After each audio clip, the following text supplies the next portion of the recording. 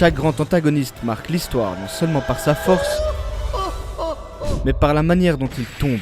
Quand on parle de Toguro, sa défaite n'est que la dernière pièce d'un long puzzle de peur, de puissance et de son humanité perdue. Pour ceux qui ne connaissent pas encore Toguro ou Yu Yu Hakusho, laissez-moi vous dire pourquoi cette série est bien plus qu'un anime des années 90. C'est une œuvre qui a marqué toute une génération, y compris par moi-même. On ne parle pas d'un animé classique, mais d'un chef-d'œuvre signé Yoshihiro Togashi, le même génie derrière Hunter x Hunter.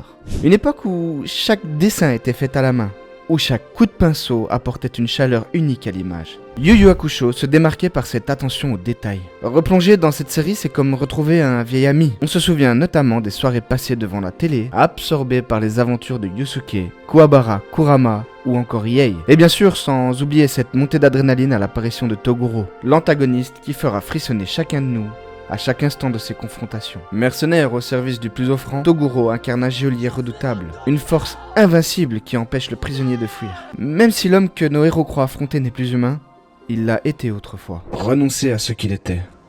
Était-ce le choix d'un homme acculé par la peur ou une solution désespérée à des tourments profonds? Ces tourments ont commencé bien avant son pacte avec la noirceur. Un événement marquant a façonné sa descente.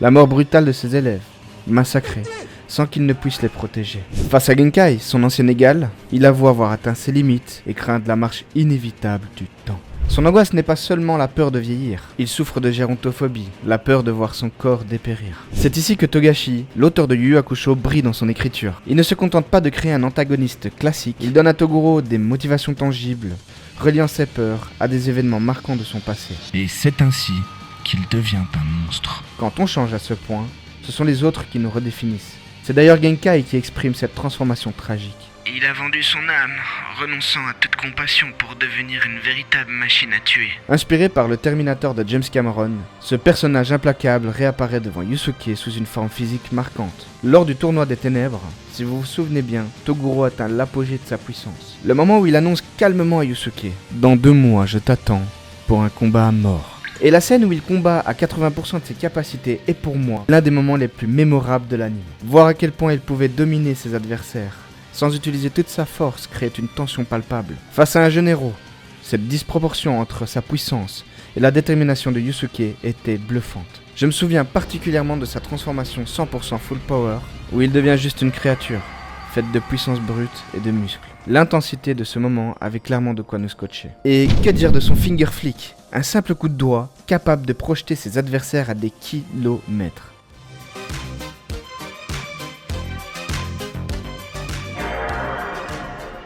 Et ce qui m'a touché profondément, c'est son combat face à Genkai à l'épisode 52.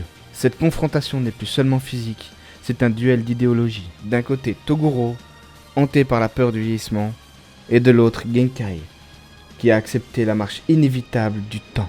Ce combat a une profondeur émotionnelle rare, et quand Toguro finit par l'emporter, la laissant mourir dans les bras de Yusuke, il a dès lors les raisons de l'affronter avec toute la rage et la détermination qu'il possède. Ce duel ultime, souvent qualifié de légendaire, est une véritable démonstration de force. Mais au-delà de la violence, il délivre un message sur les limites de la puissance brute. Toguro, vidé de toute émotion, ne cherche plus la rédemption. Son seul but est de prouver que son chemin n'était pas le bon. C'est ce contraste entre sa cruauté apparente et cette quête désespérée de sens qui m'a touché profondément. Et c'est là que toute la profondeur de son personnage s'illustre une fois de plus. Refusant une rédemption facile, il choisit de passer 10 000 ans en enfer pour expier ses actions. Ce moment est marquant car il montre que contre toute attente, il restait encore une part d'humanité en lui. Toguro est pour moi l'incarnation parfaite d'un méchant tragique, une montagne de puissance, mais aussi un homme hanté par ses choix et ses regrets. Sa quête de l'immortalité l'a détruit de l'intérieur. Et c'est cette profondeur, cette humanité perdue qui fera de lui